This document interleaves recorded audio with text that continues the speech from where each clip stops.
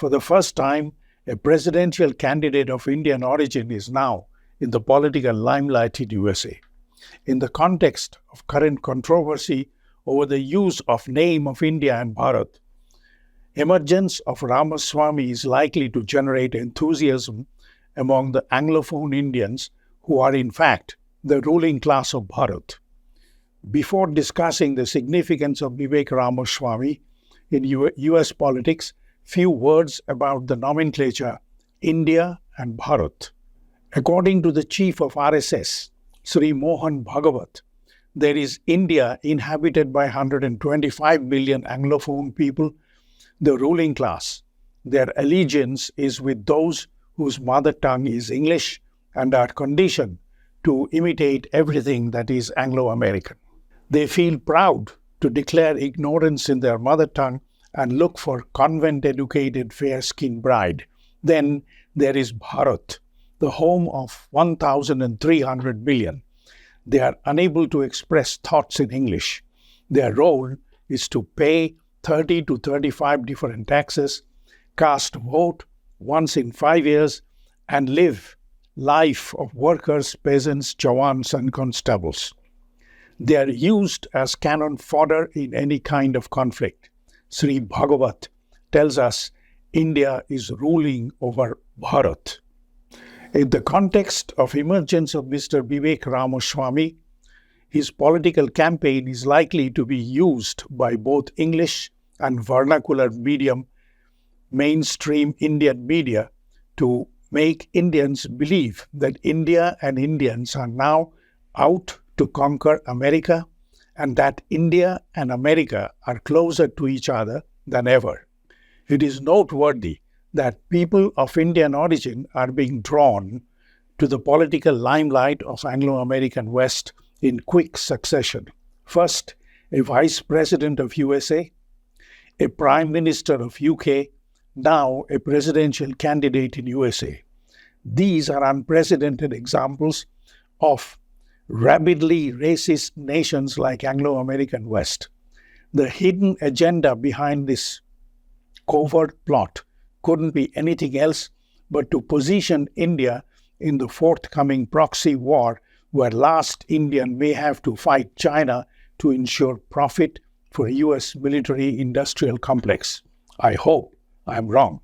The military-industrial complex, or MIC, refers to the close relationship and independence between the military establishment, including the Pentagon, defense contractors, and industries. This relationship often results in significant lobbying, campaign contributions, and political influence. MIC runs the defense industries of USA. MIC in reality is committed to wage war throughout the world to maximize their profit.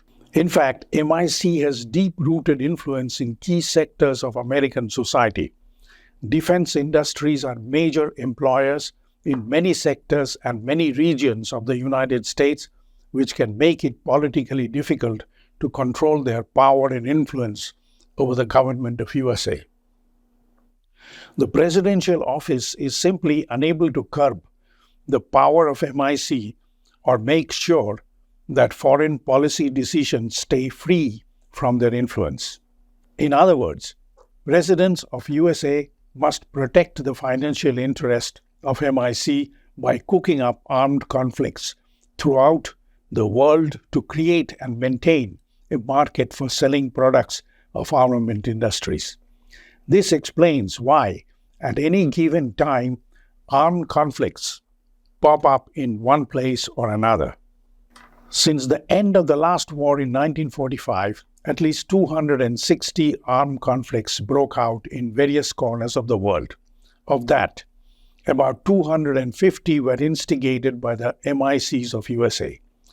The extent to which a president can oppose the influence of the military-industrial complex depends on their political will, the support they receive from Congress and the public, and the specific actions they take during their time in office. When a sitting president tries effectively to stop an armed conflict, thereby impair profiteering of MIC, that president might put his life at risk. Yes, American presidents may wish to curb the influence of the military-industrial complex. If they do, chances are they may face the same fate as that of President Kennedy.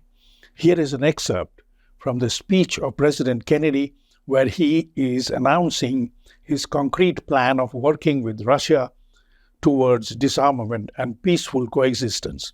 In that effort, engaging his European allies as well. Here is President Kennedy. First, Chairman Khrushchev, Prime Minister Macmillan, and I have agreed that high-level discussions will shortly begin in Moscow, looking towards early agreement on a comprehensive test ban treaty. Our hope must be tempered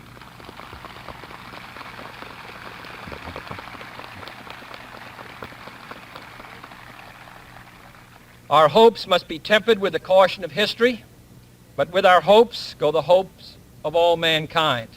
Second, to make clear our good faith and solemn convictions on this matter, I now declare that the United States does not propose to conduct nuclear tests in the atmosphere so long as other states do not do so.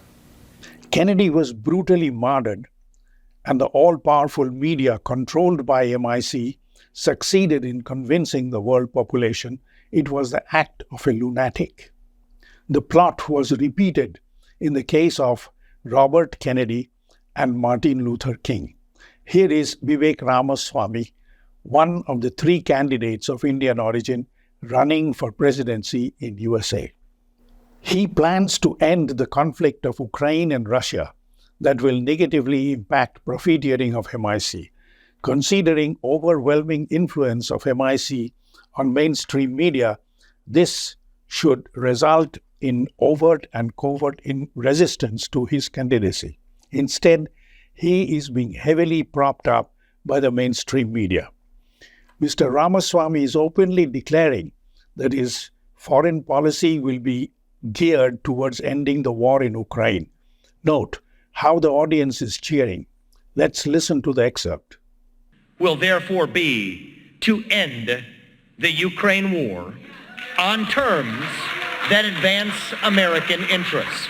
I refuse to use our own military resources to defend against an invasion across somebody else's border when we should be using our own military to defend against the invasion across our own southern border in this country, the United States of America. He is telling the public what they want to hear. The end of the war in Ukraine. Does it mean he has taken a stand against MI6? Definitely not. Does that mean Ramaswamy is unaware of the power, influence, and the interest of MI6? Definitely not. Does it mean he is unaware that the leaders of mainstream political parties can survive without compromising with the interest of MI6? He is very well aware of all these brutal facts. He is simply balancing his statements to satisfy his voters and at the same time making it clear he will protect the interest of MI6 as well. He will end the proxy war in Ukraine to get vote, but may promote another proxy war with China to please MI6. Listen to this excerpt. The argument goes that if Putin walks away with parts of the Donbass region, that will somehow cause Xi Jinping to be emboldened to think he can walk away with impunity if he takes a piece of Taiwan. I think it's actually the reverse that's true. Today we are driving Russia further into China's hands, and Xi Jinping's calculus is that the U.S. will not want to go into conflict with two different allied nuclear superpowers, Russia and China, at the same time. But if Russia is no longer in China's camp, is no longer a 2001 treaty ally, as they are today, then Xi Jinping will have to think twice before going after Taiwan. It's the number one thing we can actually do to deter Xi Jinping from going after Taiwan while avoiding war, is pull Russia apart from China. Combine with that a renewed commitment to our partnership that we may expand with India. Hard commitments to close the Andaman Sea and block the Malacca Strait if required, in the position of potential conflict arising around Taiwan. India would happily do that if we gave them a trade deal that looked similar to what we have already with Chile or Australia. And I'm not just saying that because my name is Vivek Ramaswamy here, okay? In fact, part of the reason that we have a relationship of mistrust, I would say a relationship of trust with India that could leave room for improvement, is that we haven't had the kind of trust-based dialogue between our two countries. And so his plan is to engage India in a proxy war with China, like what is happening in Ukraine. That strategy is clearly in favor of the profiteering interest of MIC. America and its allies have never won any war. They can never win a war against China. Let's question why a dark-skinned man of Indian origin is getting so much coverage from the mainstream media of USA over that of President Kennedy's nephew, Robert Kennedy Jr. Under the current political environment of the world, an American president of Indian origin is an extremely important political tool. Wow, why? Because the empire of America and its allies is collapsing from all sides due to the economic and military competition from China in alliance with Russia. All declining empires have tried to militarily confront their adversaries before giving up. America dreams of confronting China, which they are simply not capable of. Since the end of the Civil War in 1865, only war has America ever won was the Caribbean island of Grenada in October 1983. Now, they are facing the alliance of two superpowers. World is witnessing the defeat of USA and NATO in Ukraine. They are, however, winning the media warfare. There is not in 1,000,000 to 1 chance that USA will, on their own, ever win a military confrontation with China. USA must resort to a proxy war. Who could be a better client state available for that purpose than India? Here is a person of Indian origin, if pushed into the position of US president, can relatively easily engineer a conflict with China on the pretext of Taiwan. At the same time, influence Indians to act as a proxy to fight China. The domesticated Anglophone Indian ruling class might be at hand to collaborate in this project.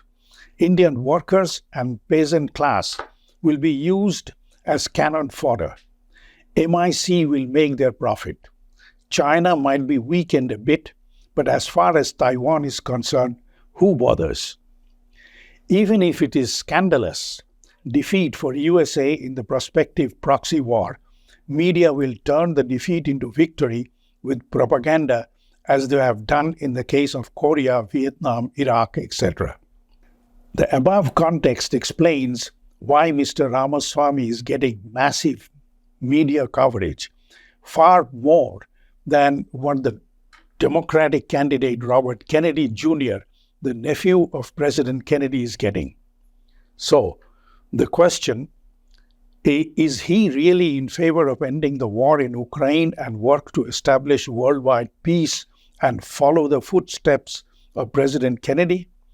That means work against the interest of MIC. Throughout US history, few presidents have expressed concern about the growing influence of MIC and have taken steps to address it. The most famous warning about this influence comes from President Dwight D. Eisenhower in his farewell address in 1961, where he cautioned about the potential dangers posed by the MIC. He warned that its undue influence could lead to an unhealthy balance between military and civilian interests. Here is President Eisenhower warning, which has come true today. In the councils of government, we must guard against the acquisition of unwarranted influence, whether sought or unsought, by the military-industrial complex. the potential for the disastrous rise of misplaced power exists and will persist. We must never let the weight of this combination endanger our liberties or democratic processes. We should take nothing for granted. Only an alert and knowledgeable citizenry can compel the proper meshing of the huge industrial and military machinery of defense with our peaceful methods and goals, so that security and liberty may prosper together. Several presidents have attempted to limit the influence of the military-industrial complex in various ways, but nothing worked. The power and influence of MIC remains as strong and widespread as ever. Despite Ramaswamy's declared plan of terminating the war in Ukraine, which is against the profiteering interest of MICs, why mainstream media controlled by MIC is propping up Ramaswamy's campaign. Fact is, he may be talking about ending the current conflict in Ukraine, and given a chance he might even do so. But rise of an Indian to the position of presidency in USA will clear the ground to use workers and peasants of Bharat, not India, to fight proxy war with China. As it is in Ukraine, Anglo-American West will be fighting China to the last Bharatiya. Given this scenario, Ramaswamy may indeed become the president of USA, which is a grave danger looming large over the head of workers and peasants of Bharat. America, who has never won a war, will be defeated. China might be weakened a little. Indians most likely may find their way to Anglo-American West, working as cheap labor. Workers and peasants of Bharat will be the greatest loser of all. I sincerely hope this analysis is wrong. If you like what you see and hear, please subscribe and ring the bell.